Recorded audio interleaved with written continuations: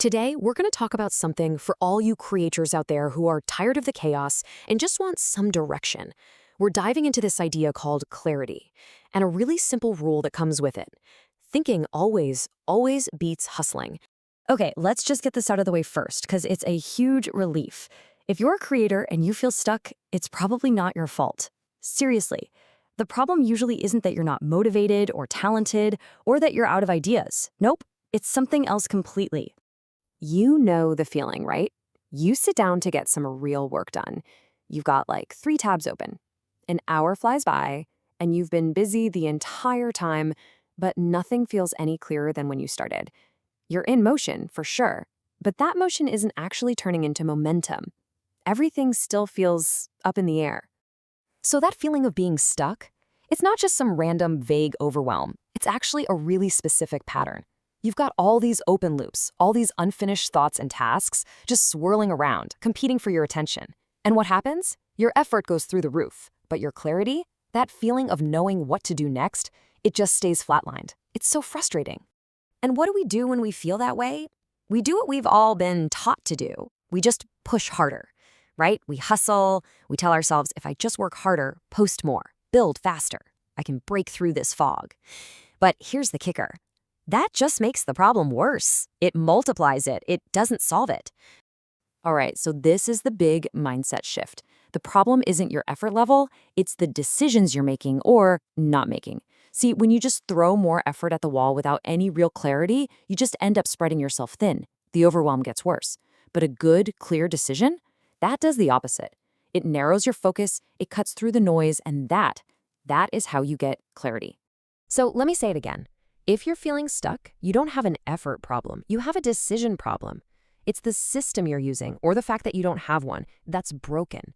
It's not your work ethic. You just need a better way to decide what to do. Okay, so we've established the problem is a lack of good decisions, and the solution is clarity. But clarity can be a pretty fuzzy word, right? So what do we actually mean when we say that? Let's break it down. Here it is, plain and simple.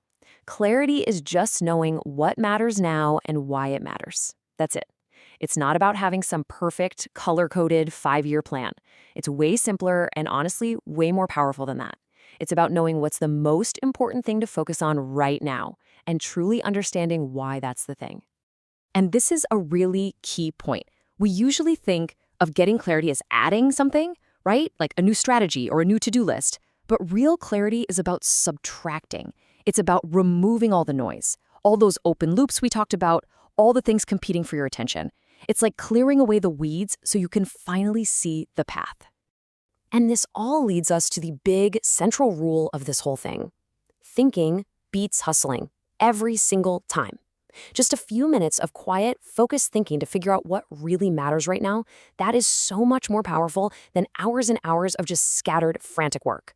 Because let's be honest, action without clarity, that's just a recipe for more chaos. Okay, that sounds great in theory, right?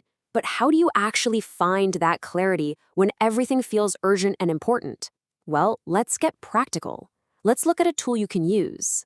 This is called the 10-minute clarity reset, and it's super simple. You can do it anytime you feel stuck. Step 1, define the one outcome you need right now. Not for the year, not even for the week. What do you need to get done now? Step 2, list only the work that directly gets you there. Nothing else. Step 3, and this is maybe the most important part, figure out what can wait. And remember, deciding something can wait doesn't mean it's not important. It just means it's not the most important thing. And finally, step 4, choose your single next right move. Just one. That's it. Suddenly, the fog starts to lift. And when you start doing this regularly, something really cool happens. There's this tangible shift. You know that feeling of constant low-grade panic? It starts to fade, and you move into a place of real, intentional action. And this right here, this is the payoff. It's like a weight lifts off your shoulders.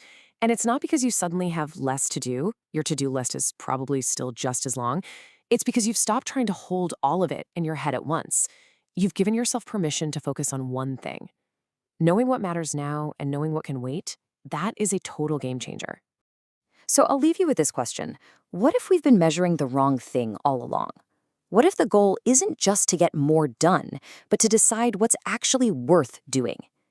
Instead of optimizing for how busy we are, what if we optimized for the quality of our decisions? Getting better at deciding what deserves our precious time and energy? That's the real shift that clarity makes possible.